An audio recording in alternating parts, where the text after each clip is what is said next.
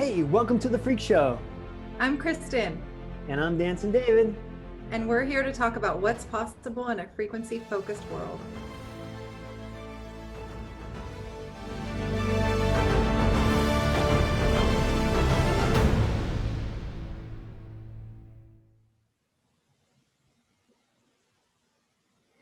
Hey, everybody, welcome back to the Freak Show. I'm Dancing David. I'm Kristen. And we're here. We are here because it's Frequency Friday. Yes, it is. And speaking of Frequency Friday, that's interesting because when I suggested this time slot, I said 3 o'clock on Friday. And I'm not sure why I chose that, but as I think back about kind of my childhood and recreating the patterns of my childhood in my adulthood, which I think happens a lot until we reprogram ourselves, right? I think back to what was special about 3 o'clock on Friday. And I think that was the hour that Jesus died. 3 o'clock on Friday? I think. I don't know. But every Sunday I would go to church and hear from the Bible. And, around Easter time, we would talk about the story of Good Friday? The journey of Jesus, right? And I'm thinking that it was like 3 o'clock on Friday that he essentially transitioned, right? So it's just interesting that maybe that's a pattern that kind of just came out from my being as a result of it being programmed into me, and I just happened to choose that time because of that. I don't know. Did you ever have the experience where you were like thinking about something as an adult that like automatically went back to a pattern as a child? All the time. Mm-hmm. Yeah. Okay. I do. Cool. Do you want to share what? Oh, if I have a certain smell, it can take me back to my grandma. Mm-hmm. Certain sounds take me back to my childhood, for sure. Right. Yeah. Cool. And so how does that relate to frequency, do you think? I honestly think that we store memories like in a cellular way. Cellular memories. I think we store them. And I think sometimes our sensorium can bring us back to recall so we can grab them, the memories. Right. And for our audience at home, how does that relate to frequency, like specifically, since we're talking about frequency here? Like, is there a connection between memory and frequency? Is that why you mentioned that? Well, I think that there's a connection between frequency and being transmitted to all of our senses. So if it's sight, it's light. If it's sound, it's sound waves. If it's smell, there's a frequency to that too. And I think honestly, we're going to be able to measure all of this stuff very, very specifically, very, very soon with quantum physics. Interesting. So yeah, I would say 1,000%. It's pretty clear and proven, at least in my experience of so-called science, that there are spectrums of frequency and they manifest themselves in the way that you're saying, right? Some spectrums are what we call light, some are what we call sound, some are what we call smell. They're all just different levels of vibration. And if you haven't seen our previous shows, what I mean by levels of vibration is a frequency is just how many times per second something happens. So when you hear the term 5 gigahertz, when you're talking about cell phones, or your radio tuned into 98.6 FM, the 98.6 stands for 98.6 kilohertz or cycles per second. So that's what a frequency is. So the question is, and I guess to bring it really kind of concretely home for everybody, an example that we all know in our lives, one that we did last time was singing to ourselves, and we can do that again. Another one is very obviously that but you don't maybe realize is tied to this is the 3 states of water. So water as steam is vibrating at a certain rate that you can just pass your hand through it. It's moving so fast that it seems like it's not dense at all, right? You can just pass your hand through it. Water, as liquid water, like the ocean, is slowed down. It's the same H2O, but it's a slowed down, meaning less frequency, less speed, less happening, and therefore denser, right? And then of course, ice is even slower and it's more dense. So as we think about light and sound and smell and all the things that Kristen said, you can think in a very concrete way in your life about water that is those 3 different things based on the temperature and the pressure that it's in, right? So the point of the story is that for you in your life, there are frequencies that you are connected to or attracted to or expressing that probably have some variables or inputs like temperature and pressure, but they might be instead emotions or experiences or beliefs or thoughts that would cause different things for you to experience in your life and therefore manifest and bring into your life, which is actually the main topic of our conversation today. So I'm so glad that that came around. Before we go there though, Kristen, I want to make sure that we kind of capture this idea of memory and frequency that you started. So can you expand on that a little bit more? If not, I have some other ideas about it. Yeah. So I'll break it down and I'll break it down into three different things. Since you brought up the Bible, I always go back to Trinity, right? So the way I experience reality, and is also the way I think every living organism has a reality, is in three different phases, three different realms. So there'd be the physical, which would be material. There would be the natural, which would be living, organic. And then there would be the ethereal or metaphysical, spiritual. So those three different things. And I see them as three different circles. Mhm. And we all know the flower of life symbol, but it starts out with those three. Right. And then when those three happen, every experience we have, we take them through those three realms. So if we experience something that gets into our memory bank, let's say I go to a wedding and it was a beautiful wedding and the music was playing and the smells were amazing from the flowers, and I have an emotional experience with that. I take it through the three stages. So I'll have a physical experience of that. So what did I wear? Was I wearing a bridesmaid's dress? Was I getting all dolled up? Did I get my hair done? Do I have my nice perfume on? We dress up for the occasion. We come prepared for the moment to meet the moment ready.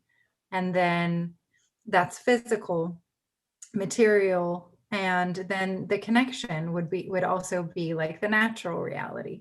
So with other living things. So all of our relationships, our families, our friends, people that we connect to. And then you have the ethereal side of things. Was there a sentimental song playing? Was there something that happened in the marriage ceremony that maybe created an emotional emission, and I'm crying now because it's such a beautiful wedding and it's such a beautiful experience? So if I bring a memory that's making an imprint through all three of those realities, it's hitting my ethereal realm, it's hitting my natural realm, it's hitting my material realm, all three of those things, then it's nearly impossible for me to not be able to recall that at any given time in my life. If I hear the song, if I smell something, if I see that color of a bridesmaid's dress again, like, oh, that shocking pink dress that you would only wear to a wedding, but it will bring you right back to that moment. And that is the deepest way I can describe memory. That's really cool. Very interesting. So to talk about manifesting. Oh, that's right. Let's come back to manifesting. Exactly. Go ahead. To bring it back like an infinity to manifesting is you know what? Yeah. I do want to continue with that. And I also want to, you triggered something in me about what we talked about last time, which was yin yang and now Trinity. And so I want to come back to the relationship between yin yang and the concept of Trinity. I don't know what the relationship is, but I'm sure you have an idea. Okay. So go ahead. That is one thing I don't run out of is ideas, which is fun. So with manifesting, for me personally, I use kind of that same thing. So I take those three realities, and it has to go through all three of those realities with intention, and it has to be clear, and it has to be specific. And you have to hit all three of those in order to work on manifesting something that you want in your life. Awesome. Okay. So what do you want?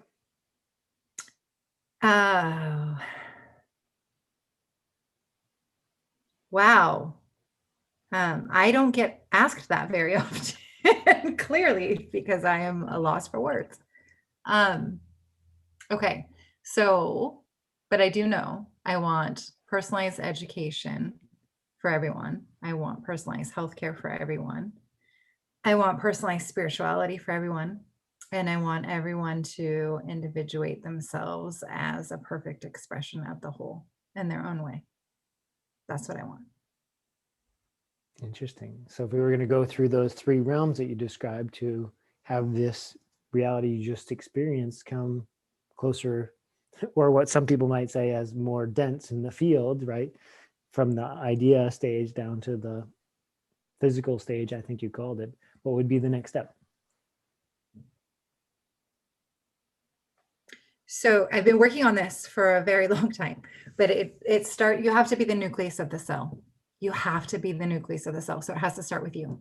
So physically, it has to be in my reality. I have to be experiencing my own personalized spirituality, which I do. And that took me a very long time. I grew up in a very rigid religious household. So it took me a very long time to define what that means, or undefine what that means, rather, and have my own experience and my own connection, whatever that is for myself, and the way that I express that. And then in healthcare, my personalized healthcare journey, it had to start with me as well. So that didn't just stop with me, that also became like an obsession of trying to help someone actualize their vision of personalized healthcare platform and several other different things, and helping people in wellness space, and becoming obsessed with getting everybody what they need so they can grow their own food and have clean air, clean water, clean food, and figure out what their bodies need and realize that it's not one size fits all. So I did that. And then with personalized education, I got honest with myself about where knowledge comes from. And I had to get comfortable going to board meetings at schools and meeting with people. I started a virtual education collective trying to get people to personalize education. I worked with someone who, actually, he'd be a really great guest on the show. His name is Will Stanton, and he developed the 6 dimension model for education, and it's a personalized education model. And I was just kind of nudged to help him out. And he started schools in third world countries that adopted his model, and he wrote a book on the new paradigm for education. He's kind of a genius. But it did start with me. It started with, I had to teach myself how to learn, I had to teach myself how to heal, and I had to teach myself how to pray my way. And now that being the nucleus of the cell, then you can start community, and then you can just kind of overflow from right where you're at. Awesome. Let's take in that wisdom a little bit from Kristen.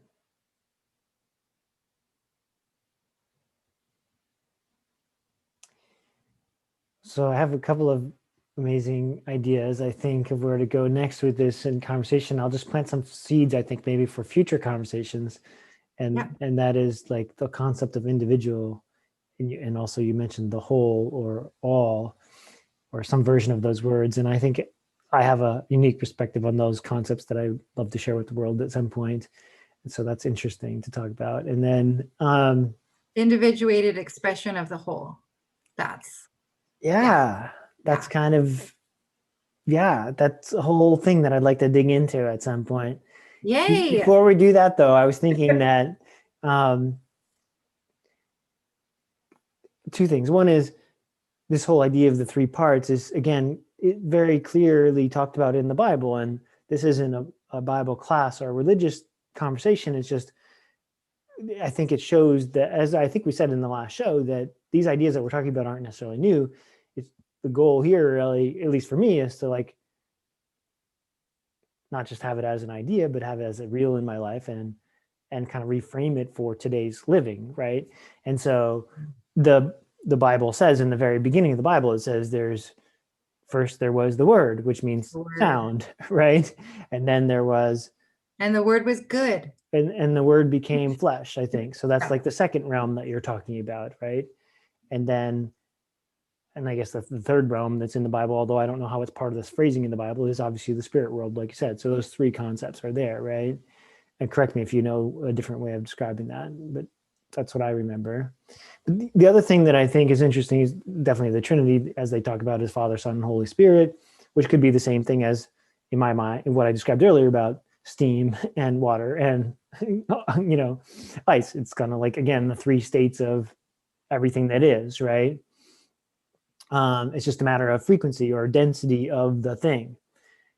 And hopefully that's clear to our audience about what I mean by density and frequency. We could talk about that more if you have questions. So comment below on this video. We want to hear your thoughts on our conversation. Okay, so let's go maybe move. Well, what I was thinking before we move on is like this idea of law of attraction, or think about what you bring about what you think about, has been around for probably centuries, but more recently with Abraham Hicks and the law of attraction movies and all that stuff. And so I think after the law of attraction movies, there was a whole another movement called the bleep, or what the bleep do we know? Do you know about that? Mm-hmm. Yeah.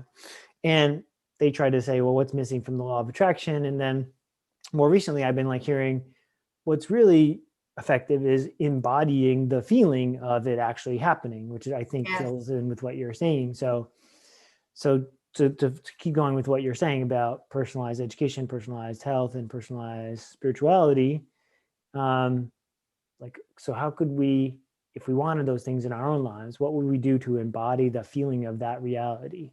I know you had said you did this already yourself, but if you were going to teach me how to do it, what would you say? So if those things, first, they have to be important to you. Okay. You're going to have your own set of priorities of things that you want to manifest. So, right. This is just an example that you could apply to lots of things. Exactly. Yes. So if, let's say personalizing healthcare, we'll stick with that one. Sure. Then I will ask you to focus on what time you sleep, what time you eat naturally, just do what you do naturally. And then we go back and we look at that, like how much of that was what your preferences are, and how much of that was not your preferences, but what your restrictions were from other constructs that you did not design yourself. Because you have to be the architect of your own life. Because if somebody else is building the reality that you're experiencing, then you're not creating at all, Say that last piece again so I can understand more clearly. Did you say then you are not creating at all, or did you say then you were not creating it all? You're not creating at all. Like you're not even creating. You're not in your creator power, and that's our birthright. So if you're like, I was thinking about, because right now we're getting ready to open the world, and I happen to work a lot with my local community about their COVID concerns and anxieties, and do we open schools again? And we're so polarized that it gets kind of hard, because that's not my preference, is to be in a polarized area, but it is my preference to create unity in polarized areas, if that makes sense. So there's nothing better than going into a polarized conversation and find the bridge, build the bridge. So I love doing that. But what I was thinking about is how we meet the moment. So the moment in front of us is going to be there in any situation, COVID, not COVID, career-wise, family-wise, relationship-wise. The moment in front of us is still going to be the moment in front of us. But where free will comes in is if we're prepared to meet that moment. And so if you can slow down time and ask yourself if you're ready, like you're not going to go on a bike ride without a helmet. You're not going to go into the snow without a ski jacket. So why do we bring ourselves into situations when we're not equipped? In all three realities, all three realms, we haven't said, okay, I'm going to go out to dinner. Something as simple as I'm going to go out to dinner. It's not just I'm going to go out to dinner. I'm going to go out to dinner and I am going to have an opportunity. Well, what kind of opportunity? I don't know. I'm going to meet the person I need to know. Okay. I'm going to have the meal my body needs to experience. Okay. But I thought we were going out for burgers. Great. But my body really wants like a smoothie today. So I'll have a smoothie. You have a burger, but you can prepare yourself to meet the moment where instead of you reacting to the moment's meeting you. Like, wait a minute. No. I'm coming to this moment and you're going to feel it. Like I'm going to impact the moment, not the moment's going to impact my life. And that is as simple as being aware of breathing versus autopilot breathing. It takes 1 second to just get back in your body and go, I am creating the flow of how I'm breathing instead of I'm just on autopilot breathing. Like I'm breathing. I'm in charge of my life. It's that easy. It's that easy, but yet it is so underrated, underexperienced, and underpracticed. So, Right. yeah. So I like a lot of what you said there, and I want to go back and take one point and kind of expand on that a little bit, because I think it's a really interesting point, and which is the concept of free will, because I think that plays into a lot of the foundation of what you're talking about, whether or not we do take that moment to breathe, or do take the inspiration to create our lives the way that we want them, not the way that somebody else expects them to be, right? And so I love the way you framed that. And there's a couple of stories in the world about free will, and I have an amazing poem that I wrote called "Where's Will," and I don't have it with me now, but at some point I'll share it with you on the show. It's all about Oh my the gosh. the fun idea about will being a person and will being your internal motivation for things, so it's kind of cool. So I'll dig that up for our next show.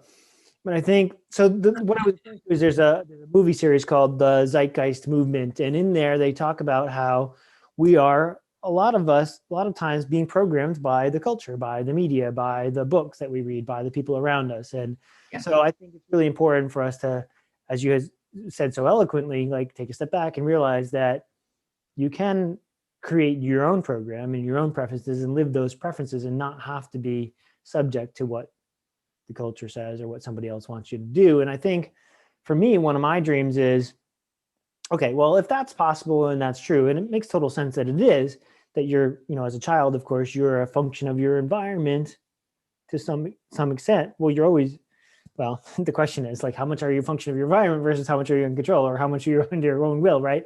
So my thing is, as an engineer and as somebody who likes to measure stuff, I'm like, okay, well, how can we measure how much you are a function of your environment? And one thought I had, and this would be fun to talk to that guest that you were talking about music, is if we took, like, let's just say the top 40 songs on the Billboard chart every week, we took all the words that were in those songs and put them like in a word cloud. So we could see, for example, this week, the words,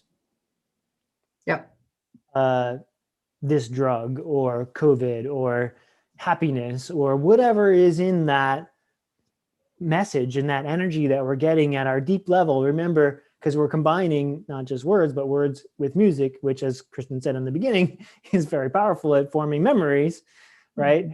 So it's like we're being programmed for sure by the music and the television. And so I just thought it would be kind of cool to do a fun project where we like just do word clouds on the top 40 songs every week and see how that changes over time. And really what I'm thinking is like, this is a map of our consciousness.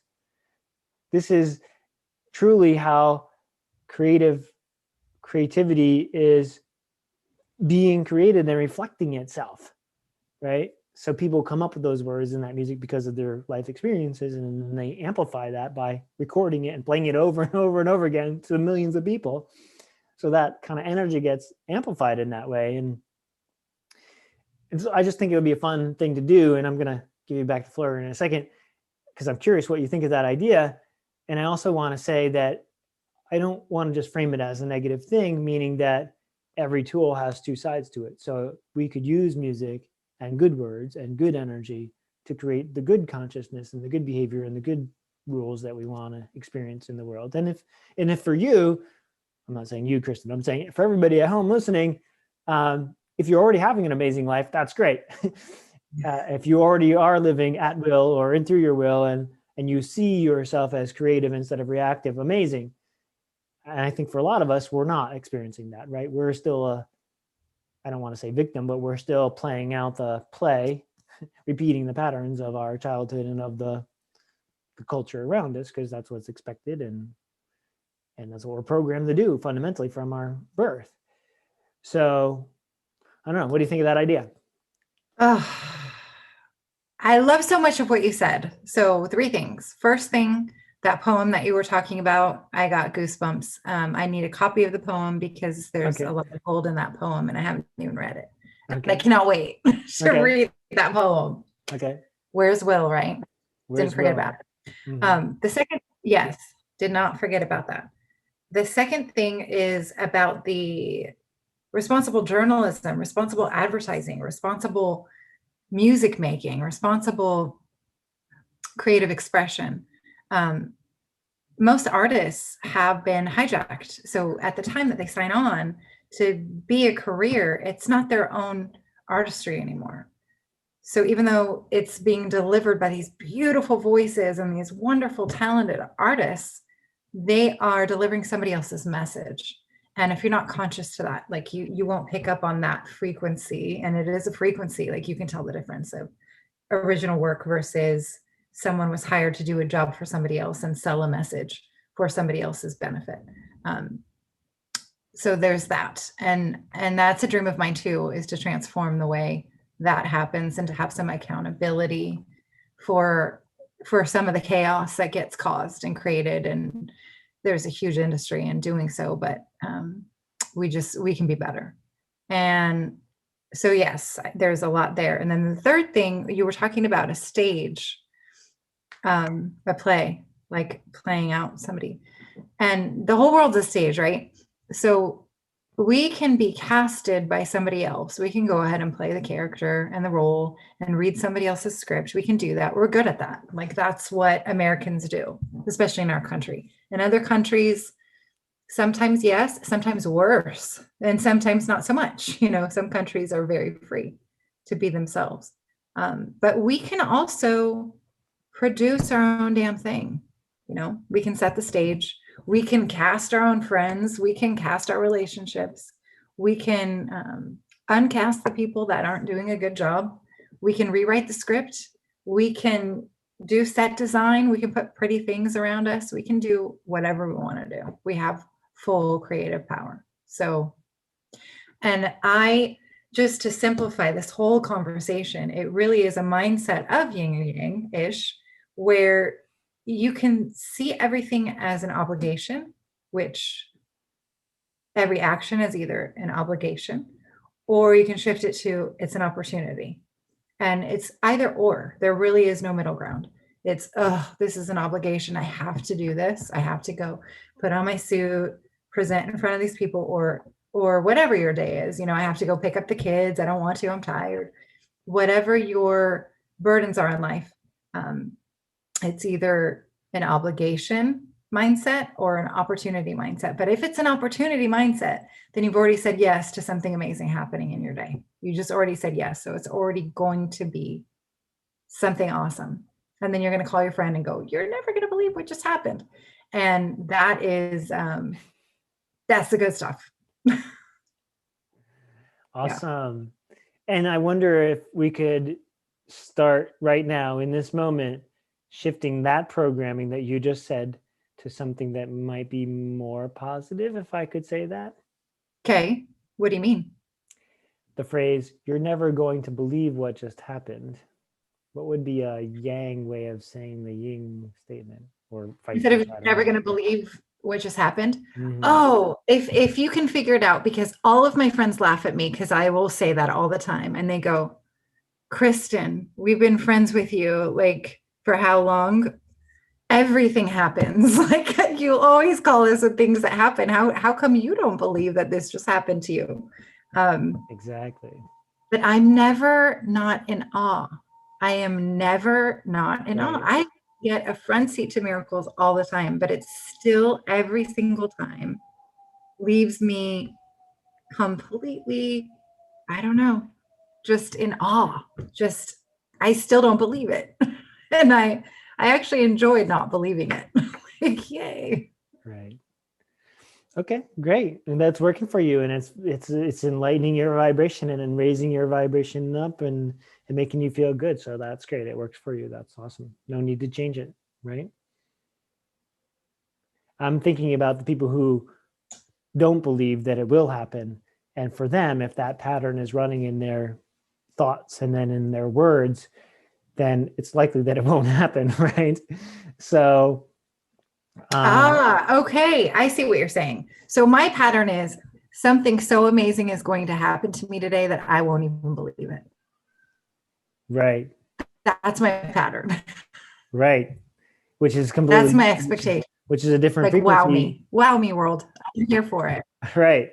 Which is a different Yeah. frequency or a different vibe than I don't think it's going to happen, or it's not Yeah. likely to happen, or I can't believe it would happen to me, right? Yeah. That's a different vibe or frequency, right? Yeah. Cool. So I like the programming of something so exciting it's going to happen today that it's going to wow me. I love it. That's great. Cool. And something you also triggered something else that came up yesterday, which was when you talked about obligation and opportunity. I was talking with somebody from Mexico yesterday, and she said, "Oh, my grandmother would always sing her chores. So instead of saying, Yeah. oh, I got to take the garbage out, she would say, I get to take the garbage out." And she sang it, right? And you could probably see in my own body language just now the difference in the frequency of my being in that moment, right? And so I guess maybe we can wrap up with this is why is it important to have, oh, I'm going to take the garbage out as a frequency instead of, I'm going to take the garbage out. What do you think? I think that if we don't have available to us high vibes frequency, if we're drained, if we feel like we don't have that voltage to charge ourselves, we can borrow from other vibes, and music is a really good one to borrow from, either to uplift the mood. If you're doing something that is not a preference to you and you haven't worked through the no more preferences at all, like that's a hard one to work through, and that's a whole nother show. But if you have dropped all control, I have no preferences, I'm okay with however it shows up, when you get there, great, but most of us aren't always there. So borrowing from another vibe, I'm going to watch my favorite movie. My daughter and I today, we went and got boba. She got a really bad grade on something that we were working on hard for, and we flipped the script. She got a D. And I said, well, your name's Danielle. D is for Danielle. Let's go get boba. And so we celebrated her D and kind of flipped the script on the world. So, yeah, stuff like that. You can borrow a vibe. For me, it's tacos. If I have a bad day, I want tacos. I borrow from that. Okay. From food. Cool. Yeah. And I was also thinking that the idea of going back to, what you think about, you bring about, or what your vibration is, you attract. And so I hope it's clear to people who are watching that I got to take out the garbage is a lower vibration, a lower frequency than I get to take out the garbage.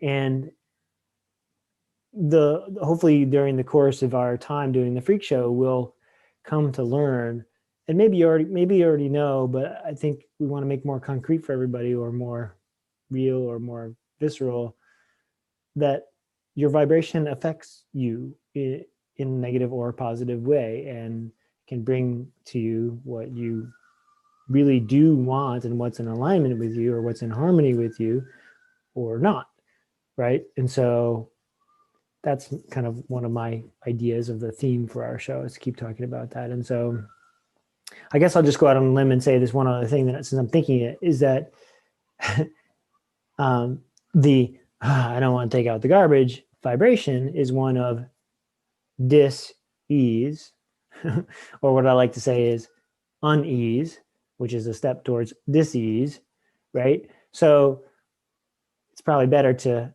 accept the reality of the moment that you're in and come to it with a good high vibration, even if it's not your favorite thing to do, like taking out the garbage, so that your body can have ease about it and not go to the unease and then to the dis-ease, right? And so I think we hear a lot about food and exercise and sleep as, ingredients for disease. And also I think perception and vibration, I want to add those to the formula for ease in your life. And so did that make sense the way I explained that? Yeah, it did. Yeah. So I think preferences, preferences have a lot to do with that too, because, and like I said, that's a whole nother show, but to do deep inner work to drop your preferences, then it doesn't matter if you're taking out the trash, or it doesn't matter if you are going out dancing. I use that for your benefit, David, but for, the majority of people like to dance, so why not? In either one of those things, you're still with you still bring you. So it's you taking out the trash, you're still in your body. It's you going out dancing, it's still you in your body. So to have a preference at what the thing is, what your circumstance is, what the way things show up for you, if you don't have those preferences, then you don't have that discomfort, then you don't have that unease, then you don't have that anything, because it's just you're the nucleus. Right. So what do you have if you don't have all those, what may be considered negative things? What do you have?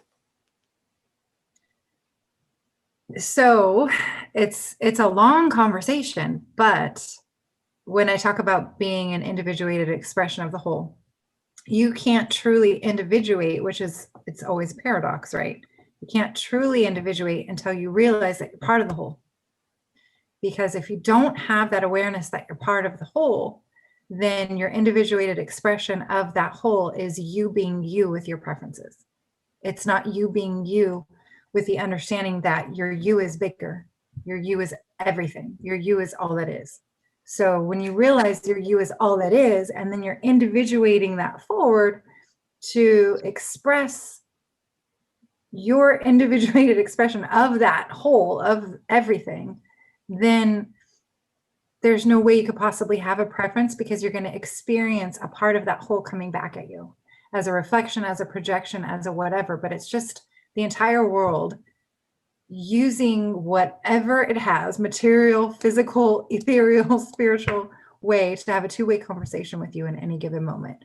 The only thing that's missing is your awareness that that's happening, because that's what's happening. Every single moment is just an answer to a question you had, a healing from something that needs to be stirred up in you. Resistance to doing something is usually something that comes from a deeper area that has nothing to do with taking out the trash. You're just in a bad mood that day. So it's just, but why are you in a bad mood that day? And why did you have that preference? And why are you attaching meaning to something where there doesn't need to be any meaning attached to it? Wait, go out when it's a full moon, look at the stars. Don't even say I'm taking out the trash. I'm going to go stargaze, while you're walking it out, or just flip the script. Right. Interesting. But it's a lot of deep work to get there. It sounds so simple, but dropping preferences is really hard. It's really hard. Okay. And I'm going to go out on a limb here and say, I'm hoping that we together can find a way to make it easy. Yeah, we can. We can. Okay. But it is individual. So to speak to a whole group of people on here, like how we're doing, is going to be a little bit harder to do, but we could definitely walk you through how to do it in a big deal, but you're going to have to do some inner work on your own too, just to get to the personal stuff. Interesting. All right. Well, let's pick that up in our next show then, huh? Yeah, sounds good. Okay. So we have a couple of topics. We have letting go of preferences or not having preferences. That's one that we can talk about going forward. The idea of yin and yang compared to trilogy, or how it works with trilogy. We have the concept of the all and the individuation of the all. That's interesting. To me, continuing to talk about unease and dis-ease and ease and how that relates to frequency, I think I'd like to spend some more time on that. I guess a quick answer, just I'll throw it in there for now.